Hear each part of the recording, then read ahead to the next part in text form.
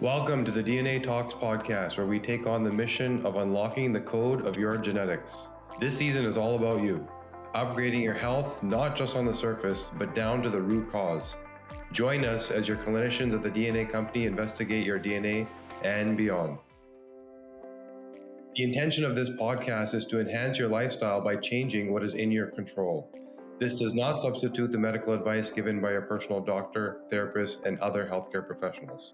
Welcome to this evening's webinar. It's one that I've been very excited and anticipatory of offering because it hits deep within my heart of both what I want to be doing in my clinical practice as well as my work here with the DNA Company. And so thank you for joining and thank you for offering us your time and your thoughts here and your trust as well, because I think as we develop our content for this evening, an offering of trust is something that needs to be appreciated. My name is Dr. Krista Kostroman.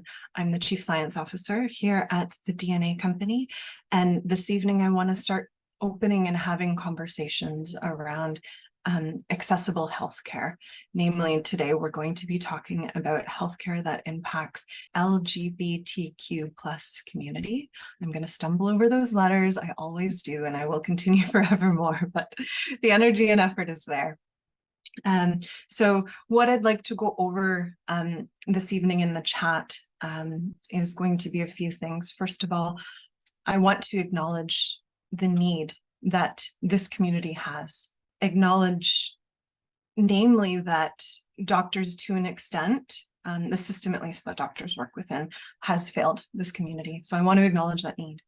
Secondly, I want to talk about the consequences of that, namely the health consequences of that. Okay. And then lastly, I want to speak to enabling, empowering for better care, right? Both in regards to strategies as well as things to be thinking about. Okay, that's where I'd like to lead tonight's conversation. A bit of background about myself, because I want to be very plain about who I am and where I come from. I'm cis hetero, right? I can't speak with any personal awareness to the experiences this community has, both the joyful ones. Let's not ignore the joy that comes of being part of that community, but also the more difficult ones, the ones of discrimination, the acts of violence, the othering that this community faces from, as we're talking about tonight, because we are talking about healthcare, from healthcare providers. And so with that awareness of why am I speaking on this, I think it's my role as a clinician personally, and then my role as someone who is thinking about how do we offer healthcare to others in a larger way. It's very important that we think about how do we service and support every person, not just the people that medicine per se has traditionally been designed for, but also for the people that medicine purposely and unpurposefully has neglected. Okay, and so while I cannot speak from experience per se, I do speak from a deep-seated care that this community, all communities, healthcare needs are profoundly important. And as a care provider, it is my sacred duty and responsibility to be supporting that. And this will lend into the first concept here, right? The acknowledgement of need, right? As I walk through the acknowledging of, right now, the system is not set up to support, it's changing. Let's not deny the progress. There's been incredible change, but that change is not yet universal. And so I think as a care provider, part of what I can do, the service that we can offer here at the DNA Company, et cetera, is promise of overnight change, because we can't offer that, but more the seeding of information and encouragement to know your own health, to support your own health, and the hows of how you do that, especially within a system that is changing markedly for the better, but is still a few beats behind where it needs to be. So firstly, I want to acknowledge the need. I think there needs to be an acknowledgement that for a very long time, anyone who is on the gender spectrum, and everyone that was on a various sexuality spectrum, that which encompasses, this broad brushstroke of the LGBTQ plus community, right? That either that was a pathologic thing, or if presented, it was kind of put in the space of change where it doesn't count, or you're going through a phase, or heaven forbid, go to some form of conversion therapy, right? The expression of yourself and the expression of how you are in the world was pathologized at the very best by myself and my peers historically. And so, while there is a lot of beautiful, wonderful efforts over the past 20, 30, 40 years to shift and change that, right? There's still a lot of legacy practitioners who either fall into that category, or on the other flip of that, haven't gone through themselves the additional learning, right? They don't necessarily approach the appointment per se with overt discrimination, but they approach it with the passive discrimination, in that they haven't done their own learning, right? Learning in the sense of, what are the health cares and concerns of this community, right?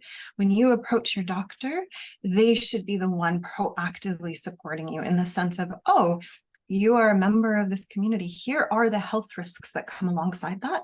Let's work to ensure that you do not fall into those manifest health risks. Okay. And so I speak to the overt discrimination that experienced within this community, as well as the passive, in the sense that doctors haven't done their learning yet. Okay. Statistically speaking, and I'm not one that walks around with numbers in my pocket, but I did some research in advance of this, of like where the numbers sit right now. And when the gender queer community, so those that sit on a gender spectrum, were surveyed, 75% of them acknowledged that they have faced discrimination of some form or fashion within the healthcare profession, right? That is 3 in 4. That's not okay. And when we look at kind of those that fall within the non-heteronormative sexuality spectrum, we're looking at 56%. So 1 in 2, just over that, right? Again, this isn't okay. And how this will trickle down is that approximately 24% of genderqueer people, and then approximately 4 people of the non-heteronormative, they will delay healthcare, right? Save and except for an emergent thing, right? You've lost your arm, you got to go to the ER. They will delay care. And that translates into a lot of health consequences, which I'm going to go over when we talk about part 2. Okay. If you are a person of color and within the LGBTQ community, this increases those rates by at least 10%. And I would offer, probably because there's not enough survey effort or data appreciation effort, that's probably larger, right? Because you're conflating two spaces where healthcare hasn't stood up and done right by you. Okay. When we talk about certain American markets, or, within Canada, kind of secondary insurance, right, outside of the socialized medicine, this also impacts access to insurance. And we know that insurance translates into access to healthcare or access to treatment, right? So this isn't confined necessarily just to the doctor before you, but has consequences outside it, in large part because there's not even that accessing of doctors. Okay, so I want to acknowledge the state of where things are. I can't offer apologies for what's going on, but I'm grateful that I see a lot of positive trajectory, a lot of positive change, a lot of willingness and effort towards that education, as well as talks like this, where we at least say, there's a problem, and until we figured out how to fix it, here are some gap measures, right? Let's be pragmatic as we circle through it. So next, what I want to do is acknowledge the consequences of this, namely, if you are within the LGBT community, and I'll break down, that's not a homogenous community, there's many segments of it. I want to speak to some of the health consequences that percolate up in these different communities, okay? And so as I go through this listing, I want you to hear various health risks that you may not necessarily be aware of, and start to form kind of maybe even a physical listing of things that you might need to bring to your doctor. Again, you might be one of the fortunate that have a doctor that is open and supportive and has done their learning, right? If you're not in that instance, right, we want to arm you with, I belong to the lesbian community, and therefore my rates of obesity are increased. So I need to start talking to my doctor about metabolic disorder and prevention thereof. Okay, that's kind of the goal of this listing. It is not intended to be fear tactics or shaming of various communities for, like, your community comes with these health risks, right? The percolation of these health risks we know is multifactorial, and very rarely does it bubble down to sexual or gender orientation, right? Many other factors. So the goal is not to shame, it's to make you aware. And then with that awareness, that enables different conversations, right? Different conversations with your doctor, or the awareness of maybe you got to just change doctors, right? Okay, so hear this as a place of learning so that you can take that learning out into the world, because the goal here is to empower. The goal is to arm you with information so you can make better choices about your healthcare. Okay, so overall, when we talk about the LGBT community kind of as a homogenous, othered group, right? Overall, there is a higher risk for cardiovascular disease. Okay, and this is compared to like an age compared to the cis hetero counterpart. Okay, again, there's not one specific why behind this, but a large acknowledgement within medical research is stress is a big component of it, right? We know how inextricable mental health and stress is to cardiovascular outcomes. Okay, is that the only reason? Absolutely not. I'm going to go into a few other reasons, but it's something that if you're part of this community, monitoring your cardiovascular health is exquisitely, incredibly important.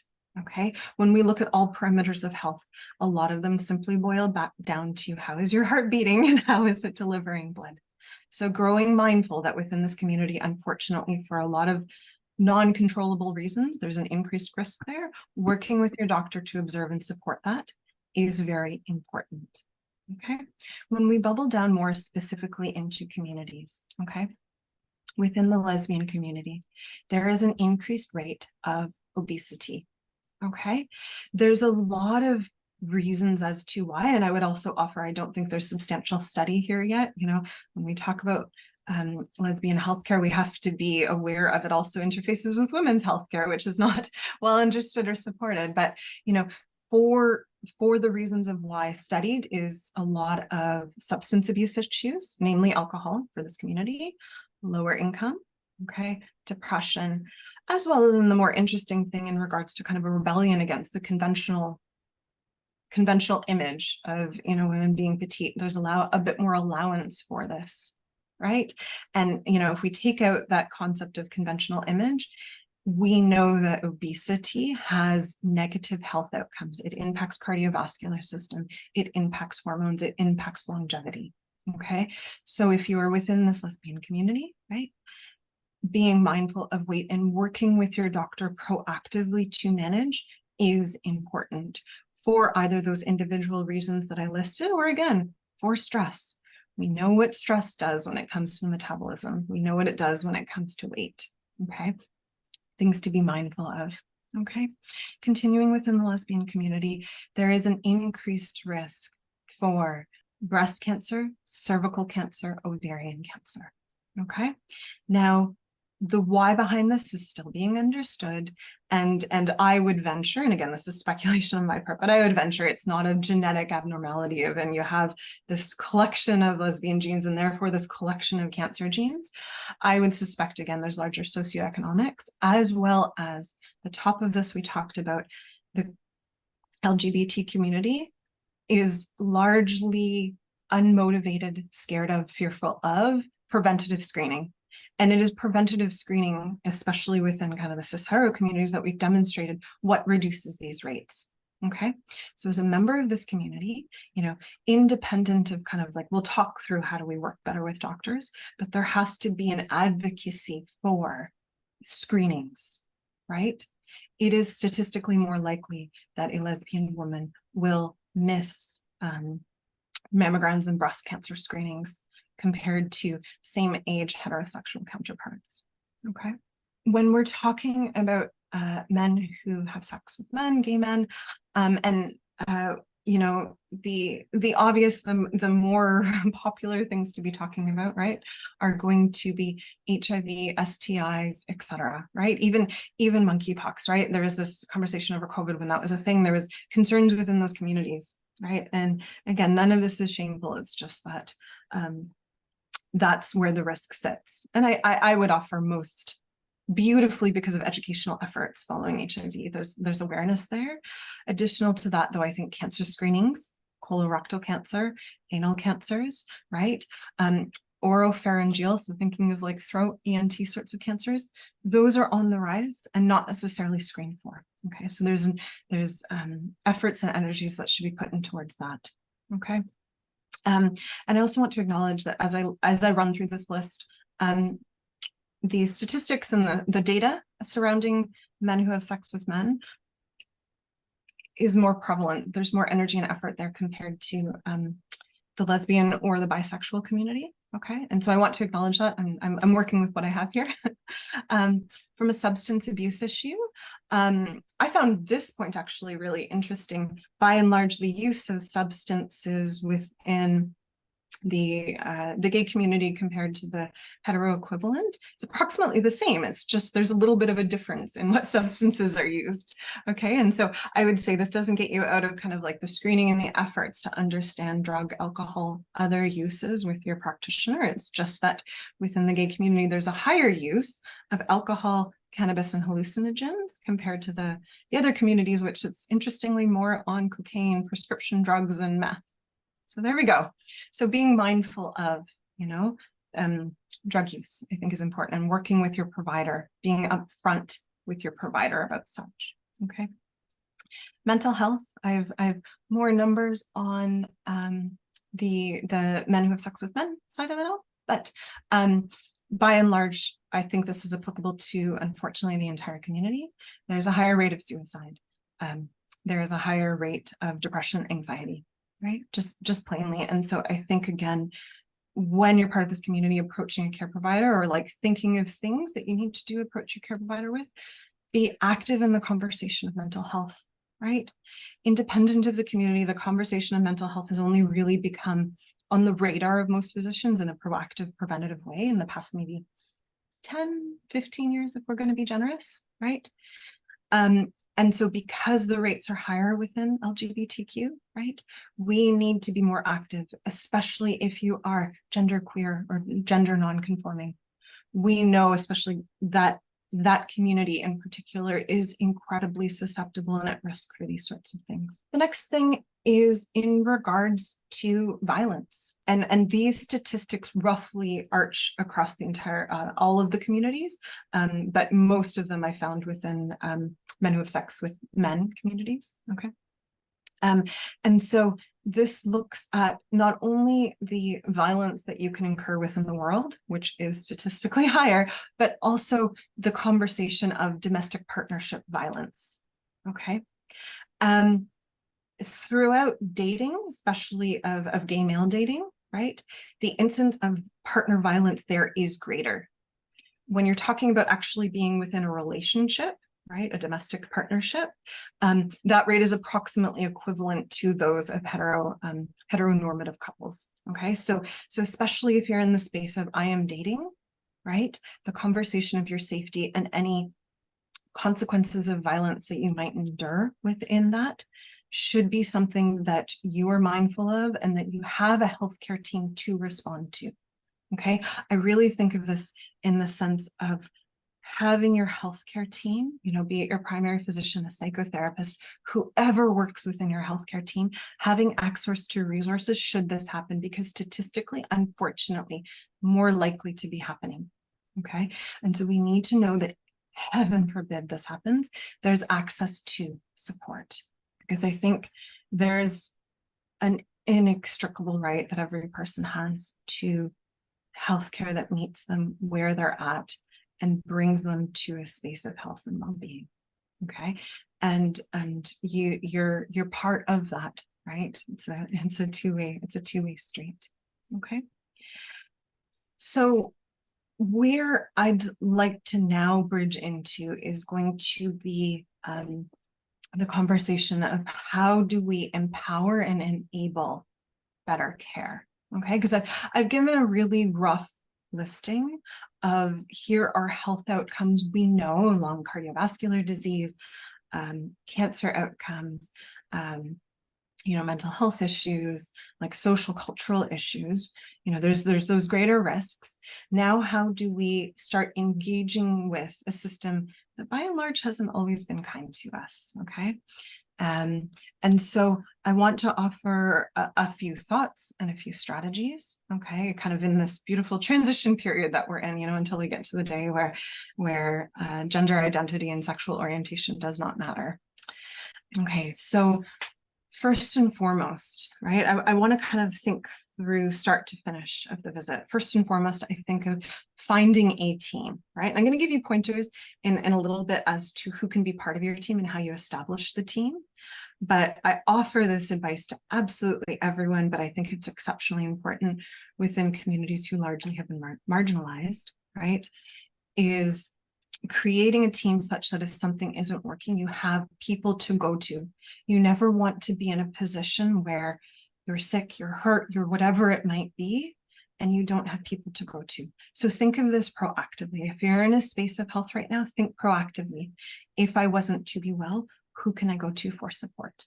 Okay. Now let's kind of walk through an appointment, right? So first and foremost, I would really encourage you to look to finding providers that to be LGBTQ friendly. And that can happen through a few different ways, right? Referrals within the community, right? Chosen family community within the LGBTQ is one of the most beautiful parts of it, right? And so relying and asking questions within the community is important, and you can find referrals there, okay? The referral component is really important. That also, talk to Dr. Google straight up. One of the powers of the internet nowadays is that there's going to be reviews. There is going to be, I went to this care provider and they were bigoted. I went to this care provider and they were phenomenal, right? Do those Google reviews. You can also, if you're coming more from a space of ability, you can call the office in advance. I identify within this community. I'm coming in for gender support. I'm coming in as this orientation. Do you have education? Do you work with these sorts of people? There's going to be a lot of legwork there, right? Especially depending on what part of the world. Let's I appreciate there's centers where it's going to be easier to find this sort of care. I'm acknowledging, within the American landscape, within international, right? Every space is kind of at a different point when it comes to this, but doing your diligence beforehand. And I think one of the more beautiful things right now about virtual care is that there's a little bit of ability to access outside of your immediate geography, right? Okay. So doing that diligence to kind of finding those providers who at the very least are not discriminatory, and at the better end of it have done their work, have done kind of that education so that you're not approaching them. Okay. The next thing that I would really think about is, once you made that appointment, once you're walking into that space, is thinking about kind of going in with a game plan, coming ahead with like pre-care. So that might look like calling up the administrative, support before and be like, hey, I'm coming in, I'm, going to be seeing Dr. So-and-so, and I am going to be talking about, or I want you to know my gender is not what it appears on my license, or I'm, doing that forework. You don't have to tell your life story to the admin, but sometimes there's benefit to simply calling the admin and giving the doctor the heads up, right? The next thing could be thinking about bringing a friend, right? Doctors are notoriously late, and so you're probably going to be sitting in a waiting room. If this is going to be causing anxiety, bring a friend with you, right? This could also translate further into bring an advocate into the appointment, right? I can only say this personally, and I also know many of my peers would agree with this.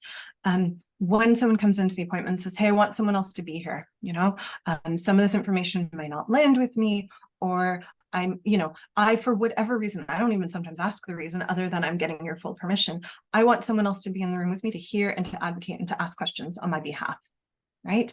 I think this model is very well known and accepted in oncologic care, or care where a person may not be able, the ill person is not able to show up fully. And so I think this can be lent into this community, especially where there's trauma, especially where there's been discrimination and there's a justified rational fear of the doctor and the support person before you. So bringing a friend, bringing an advocate right?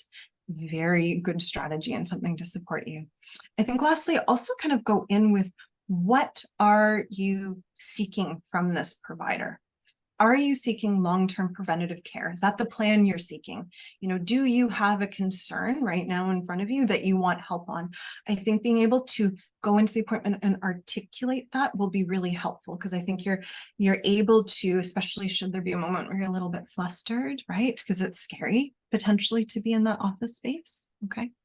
That really enables, you've already thought it out. Maybe even you write it down, right?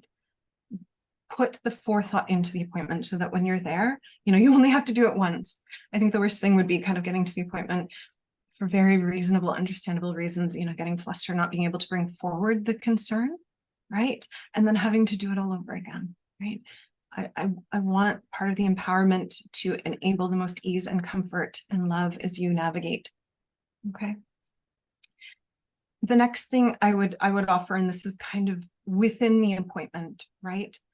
Don't be afraid of calling out and or correcting your doctor. If you are genderqueer and, at present, people will, assume, you're male, but you're female, or, whatever it is, however you choose to identify, whatever your pronouns are, call your doctor out and correct them.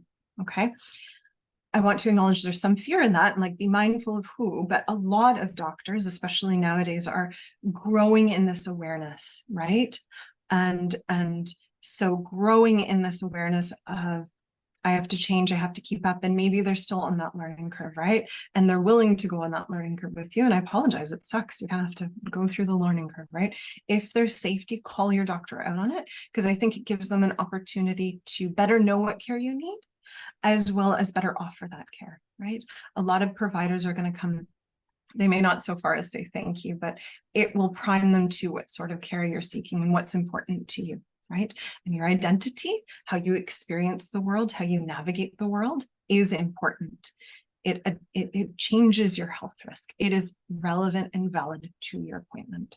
The next thing here is, do not let your doctor ask you to do their work. If they start asking you experience questions, oh, as a transgender person, what about dat, dat, dat, dat, dat?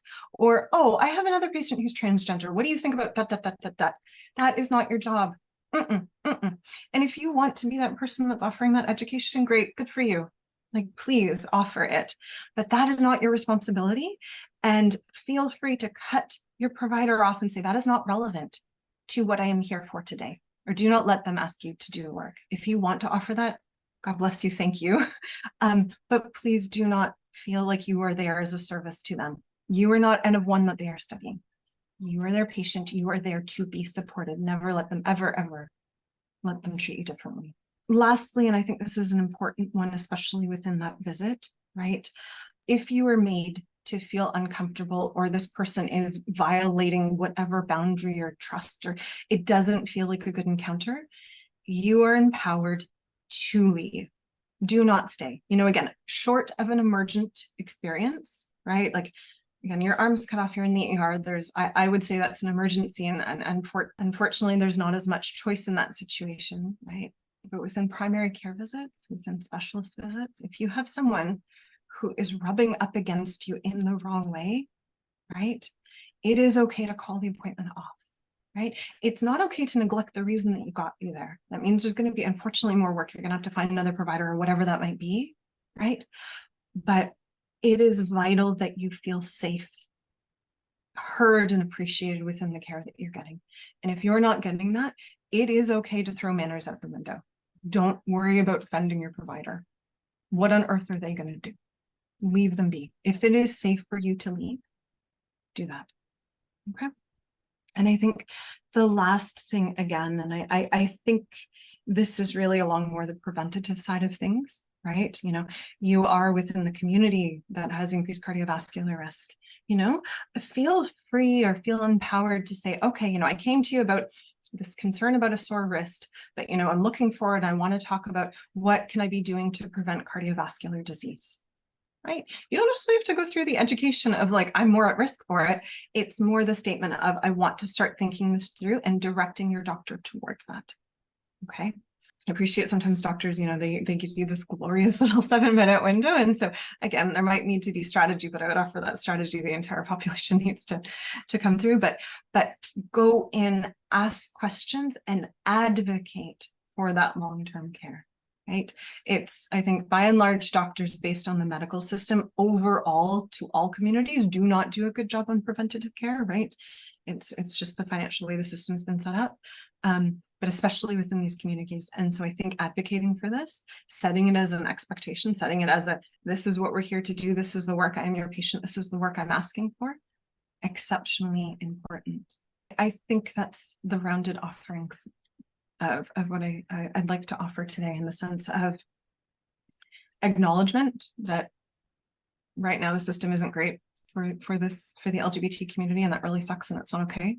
But acknowledging it's changing, but in the interim, there's a need for advocacy, because LGBT groups, from like the homogeneous perspective as well as within its own segments, there is a greater healthcare need. And I hope that today's time enables awareness around and empowerment towards advocating for your own healthcare, right? It's important. Your health is important. If you're navigating the world as one of these communities, you are experiencing greater socioeconomic pressures. And so it's all the more important that you face those pressures with good, sound physical and mental health. And so call us to task on that. Invite us to be part of that journey and enable us to be part of that journey. And again, thank you for the time and the trust, because I really value that the doctor and the medical community has broken that trust, as well as I also really appreciate, and this is just kind of a closing thought, because there has been so much discrimination within these communities. There's a very difficult relationship, I think. I see clinically and statistically this pans out, a very difficult relationship with the body, right? Because the body you were born into, society has decided for whatever reason, its gender orientation or its sexual orientation is not appropriate, and you have to constantly fight for that. And there becomes a bit of an adversarial relationship sometimes within the body, right? I think I first started learning about this when I was offering meditation, and I noticed within LGBTQ as well as other communities, those whose bodies they were told or their way of life, their way of expression was inappropriate to societal norms, struggled more with finding peace within their body. Okay. And so again, I don't say that as fatalistic or, like give up. I say that as a point of empowerment, in that require your doctors be educated and supportive, require that your care team show up for you, as well as, be aware of the increased risk, the health risk, the relationship with body risk, right? We talked about within the lesbian community, there's a greater likelihood towards obesity. When we talk about the gay male counterpart, there's an increased use of steroids. There's an increased prevalence of body dysmorphia and eating disorders, right? These things are important. The relationship with the body is important. Being aware of your relationship with your body is important, because that too, separately from discrimination of doctors, is going to prevent care. Okay. And I don't say it as an easy thing, right? I be mindful of the people that you bring into your care circle, advocate for yourself, and be proactive, because your healthcare is very, very important. Okay. And it's worth that extra time, energy, and effort. On that very soapboxy note, thank you everyone again for the offering of time, for the awareness that this is important, both from the patient perspective, reconciling the reality of the world, and I'm very grateful to the clinicians that pinged in and said this is important, and I want to become more learned in this space, because again, the creating a safe space and creating an educated, informed space are different things. And it tickles me in good ways that this is what we've done with our time. Thank you very, very much. If you ever need anything, please don't hesitate to reach out to us. Our goal at the DNA Company is not only to be the best in applied functional genetic care, but also to be the best in precision accessible medicine. Right. And this is part of it. knowing meeting the patient before you is part of it. Knowing their struggles, knowing the sensitivities they come to the appointment with, knowing their risk factors. This is our job as doctors, and this is what we at DNA Company have taken on. Meeting people where they're at, so that we're not, you know, and with my magic wand in 5 years, we're not having to have a conversation where I'm asking, you know, a disenfranchised group to advocate for themselves. That's the wish, that's the hope, and that's what we're offering energy and effort to, because that shouldn't be the world that we're living in. So again, thank you everyone for being here this evening. Reach out to us with any comments, questions, all the fun, beautiful things. And assuming the voices of God permit it so, I think we're done.